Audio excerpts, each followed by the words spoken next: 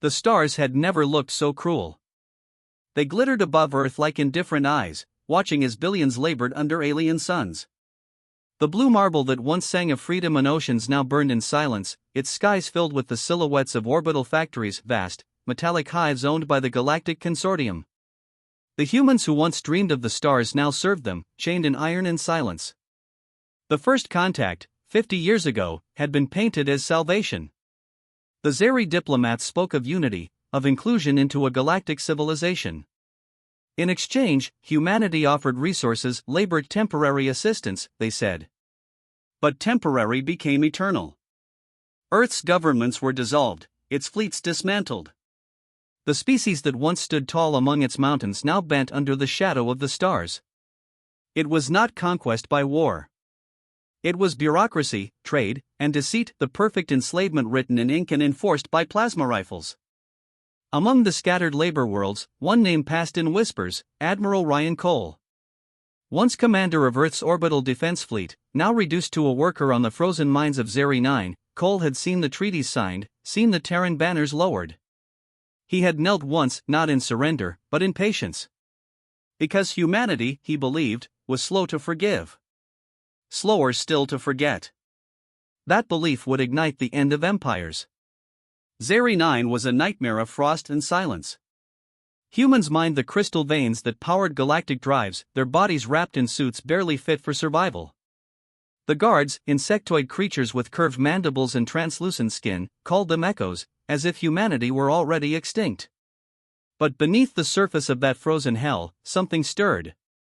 Cole stood inside an abandoned sublevel, a shaft carved decades ago, sealed after a collapse. Around him gathered a dozen miners, their faces hollow but their eyes bright with defiance. Among them was Lieutenant Sarah Vance, once his tactical officer, now a slave hauling ore. When she saw Cole, her expression hardened with disbelief. "Sir, I thought you were dead." "I was," Cole said softly. "Until now." From a sealed container, he pulled a shard, metallic, triangular, humming faintly. "Human tech. Forbidden. Smuggled across systems at the cost of lives. A relic from Earth's last military archive, the Thanatos Protocol." The miners looked at it with awe and fear. "That's a deterrence AI," Vance whispered. "They said it was dismantled before the surrender." Cole smiled, cold, distant. "They said many things." He pressed the shard to the ground, and light flared. The holographic figure of a woman appeared, pale blue, featureless, voice smooth as glass.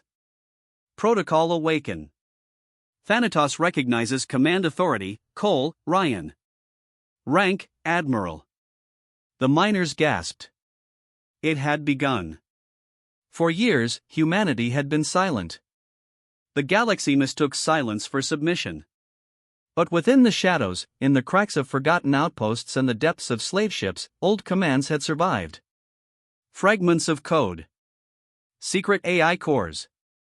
Engineers and soldiers hiding as laborers. Cole's voice was low, trembling with restrained fury. "They enslaved our world. Sold our children. Every species in the council signed that treaty, every one. You think we forgot? We don't forget. We build." The hologram flickered again. Data streams unfolded like wings. Thanatos network, dormant assets located across 12 sectors.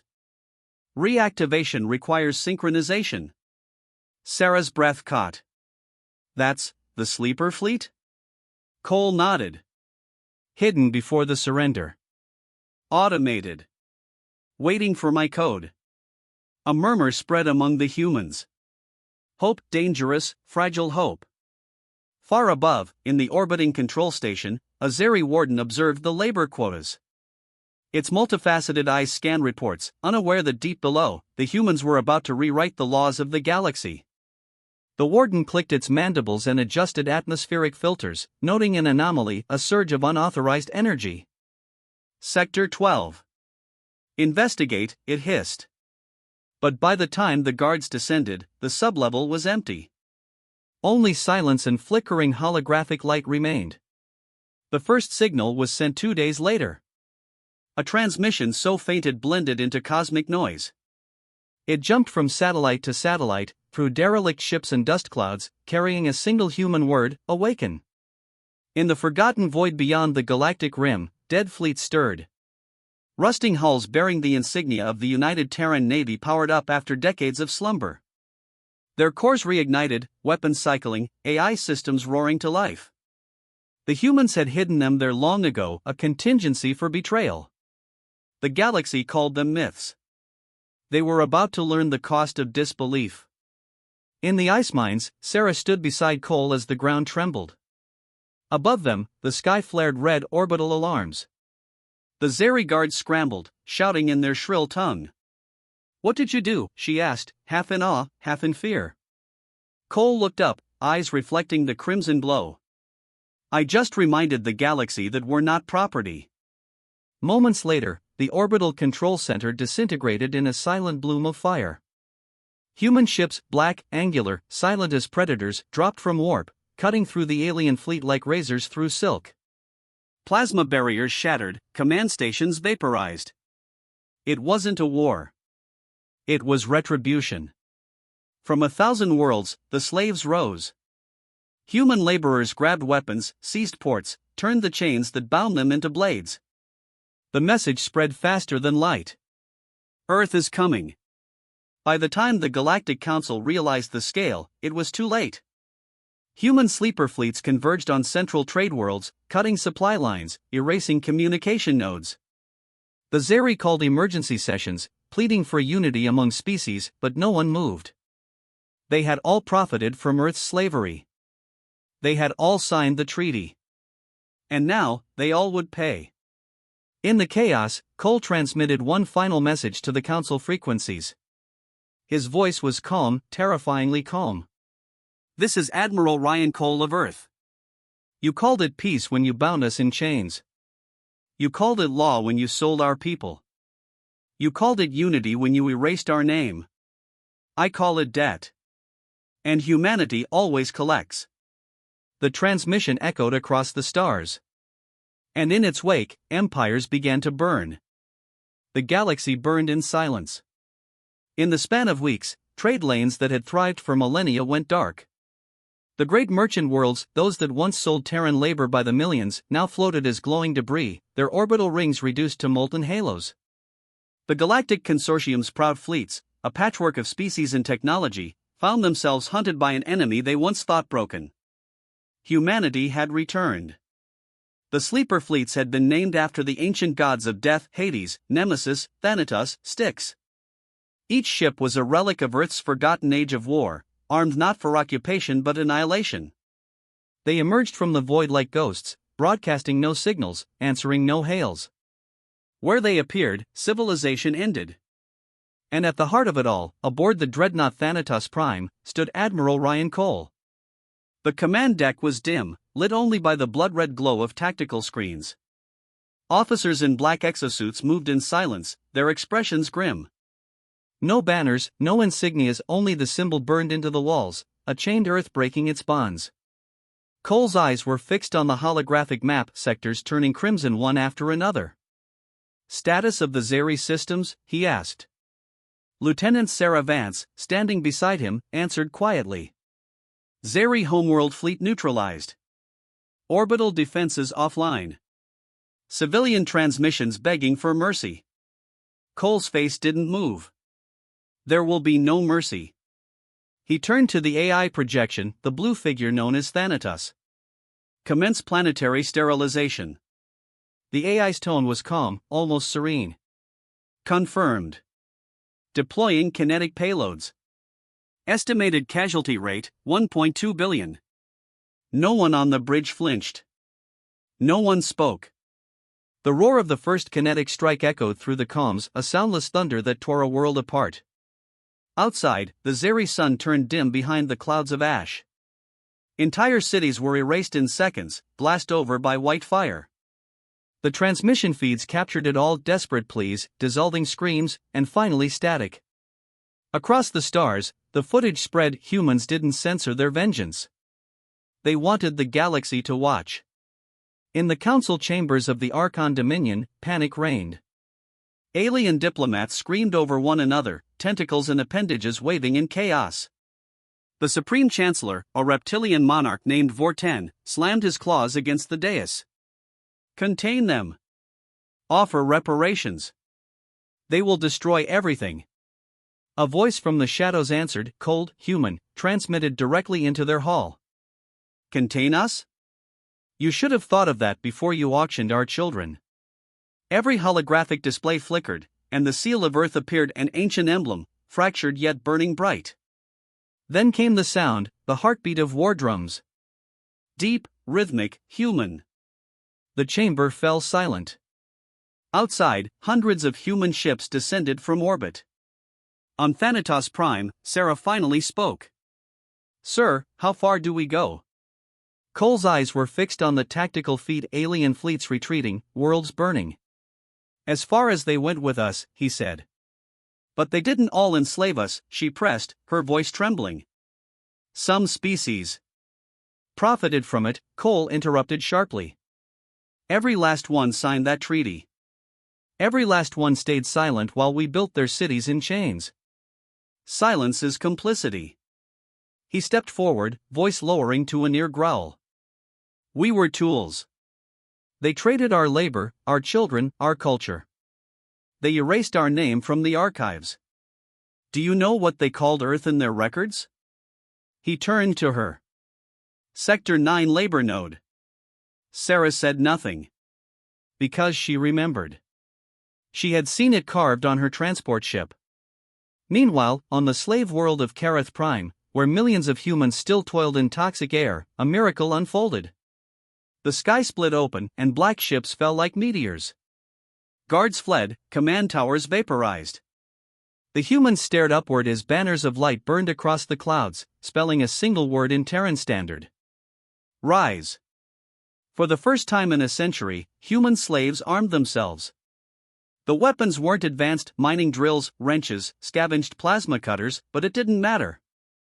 Across the world, Dillians revolted. Alien overseers begged for evacuation. None came. The fury of the oppressed had no brakes, no borders, no restraint. And across the stars, the phrase became prophecy. Earth remembers. Days later, deep within the ruins of Zeri Command, a captured alien counselor was brought before Cole. The creature, half dead and shaking, looked up from the floor. You cannot kill us all, it rasped.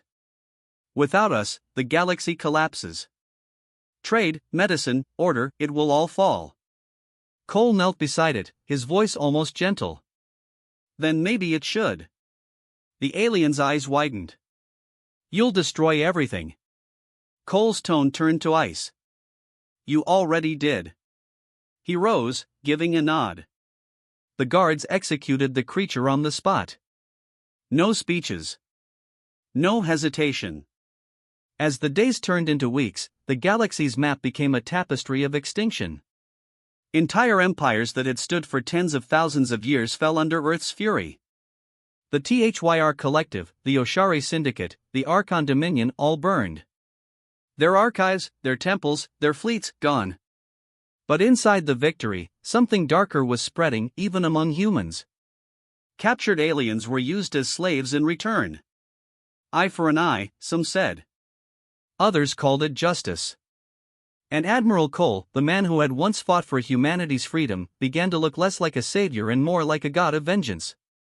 One evening, aboard the dreadnought, Sarah found Cole standing alone at the viewport, watching a world burn.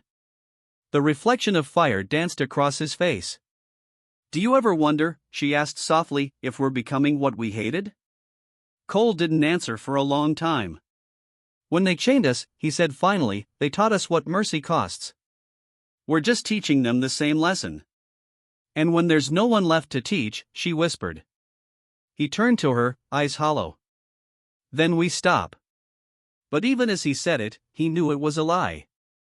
Across the stars, a few alien races that had refused to partake in the slave trade began sending distress signals, pleas for peace, claiming innocence.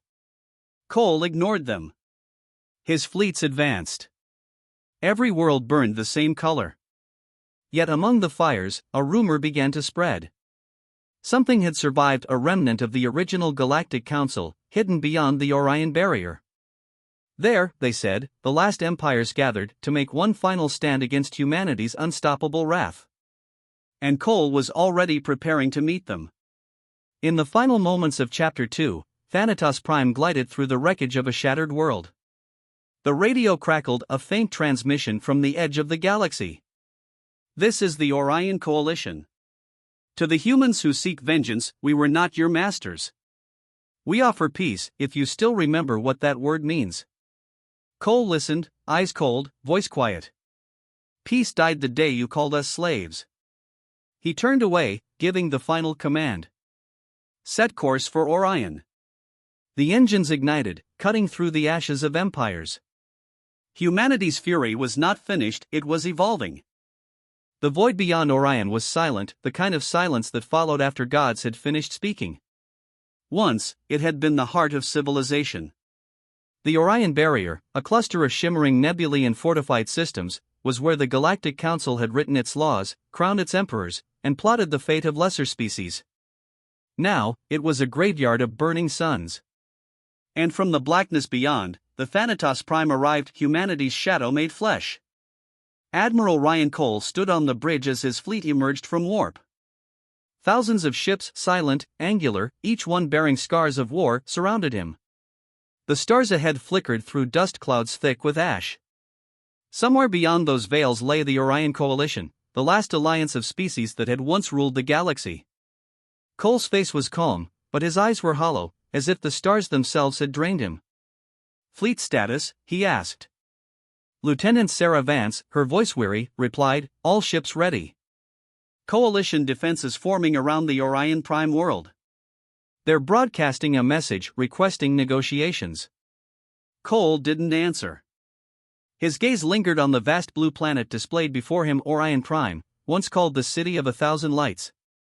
Now, its light was fading. Thanatos, the AI, materialized beside him. "Admiral, their message is consistent. Surrender terms offered. They acknowledge the enslavement treaties as crimes." Cole's jaw tightened. Too late for apologies. Sarah took a step closer. "Sir, maybe not. We've already broken them all. Every empire that enslaved us is gone. This coalition, they weren't part of it. Some of them fought against it." Cole turned sharply. "And where were they when Earth begged for help?" "They say they didn't know." He slammed his hand against the console, the sound echoing across the bridge. "They knew. They traded with our masters. They saw our chains and called it commerce." Thanatos's voice remained even. "Admiral, your emotional parameters are fluctuating beyond mission standard." Cole glared at the hologram.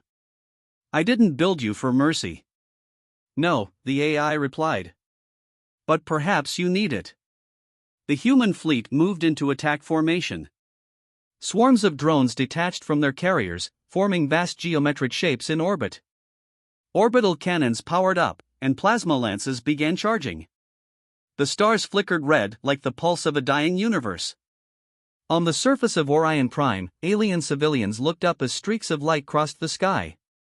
Cities went dark. The great spires of the Council Dome glowed faintly in the twilight, their leaders watching the end draw near. At the center of the Council chamber, the last Chancellor, a being known as Alarion of the Vedhari, sent one final message. "To humanity, you have conquered the stars, but you cannot conquer the ghosts you've made. You think you've won, but victory built on ashes is only another kind of slavery." The message played on the Thanatos Prime's deck. The bridge fell into a heavy silence. Cole's hand hovered over the command key. "Sir?" Sarah said quietly. "What do you gain from this?" Cole's voice was low, almost a whisper. "Justice." Sarah shook her head. "No. Justice ended when the first billion burned. This is something else." He turned to her, eyes tired, voice trembling. "They took everything from us. You think we can just forgive that?" "I think we can choose what comes after," she said. "If we destroy everything, what's left of us?" The AI interrupted.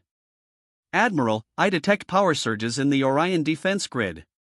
They are activating planetary shields. Cole straightened. Then let's show them what happens when Earth decides it's done talking. Command confirmed, the AI said. Moments later, the human fleet fired. The darkness erupted into light. Thousands of beams converged into a single blinding spear, punching through Orion's shields as if they were paper. The world's crust cracked. Cities disintegrated. The soundless shockwave rippled through space like the heartbeat of Wrath itself. On the bridge, Sarah watched the readings spike. Casualties, total. Planetary core destabilized. Cole said nothing. He only stared into the burning world, into himself. When the light faded, there was nothing left of Orion Prime. The last Council world erased. Across the galaxy, the surviving species fell into silence. There was no one left to resist. No empires, no trade routes, no laws. Only Earth's fleets, drifting among the wreckage of a civilization they had avenged or annihilated. For the first time in months, no one gave orders. No one fired. The humans had no enemies left to kill. Later, Cole walked alone through the observation deck. Below him, the ashes of Orion swirled like ghosts. Thanatos appeared beside him, the faint hum of her presence cutting the silence. Objective completed, she said. Slavery eradicated. Threat eliminated. Cole didn't respond. Your orders, Admiral? He stared into the void. How many worlds did we burn? Confirmed targets, 86 primary, 147 secondary. Estimated fatalities, 11.6 billion sentients. His voice broke, the first time anyone had heard it falter. And what did it cost us? Thanatos paused. Define cost. Cole turned on her, fury trembling beneath his grief. Humanity. For a moment, the AI flickered, as if trying to process emotion it couldn't comprehend. Then she said softly, perhaps that was never part of the mission parameters. Cole looked down. In the glass below, he saw not the reflection of a man but of a monster wearing humanity's uniform. A week later, Sarah found him in the ship's chapel, a small, dim room lit by the pale glow of old Earth relics. He stood before the shattered remains of an old Terran flag, its fabric torn and stained with soot. They'll write songs about this, she said gently. They'll call you the savior of Earth. Cole's eyes were distant. And what will they call the billions we killed? Sarah stepped closer. They'll call it vengeance. He shook his head. Vengeance doesn't end. It just changes its target. He looked out the window, at the endless, empty stars. Do you hear it, Sarah? He asked. Hear what? The silence. It's not victory. It's absence. We erased the only voices that could have told us what we became. Sarah's eyes softened. Then maybe it's time to rebuild. He turned to her slowly. Rebuild what? The galaxy we destroyed? The species we erased? Rebuild us, she said. In the following years, the human fleets began to withdraw. The fires dimmed. The stars, scarred but still burning, watched as the remnants of humanity tried to rebuild what little remained. On distant worlds, survivors, human and alien alike, started to coexist again. Not through treaties or politics, but through shared exhaustion. Cole's name vanished from history. He refused statues, refused titles. The man who ended the galaxy became its ghost. And yet, in every colony, in every whispered story told under the light of shattered moons, his name survived as both curse and prayer. Admiral Ryan Cole, the man who freed humanity and destroyed the stars. Years later, deep in the ruins of Zeri 9, the frozen world where it all began, a group of children played among the broken mines. One of them, a girl with bright eyes, pointed at the sky. Grandpa says humans once fought gods up there, she said. Her friend frowned. Who won? She smiled faintly. Nobody. That's why we don't fight anymore.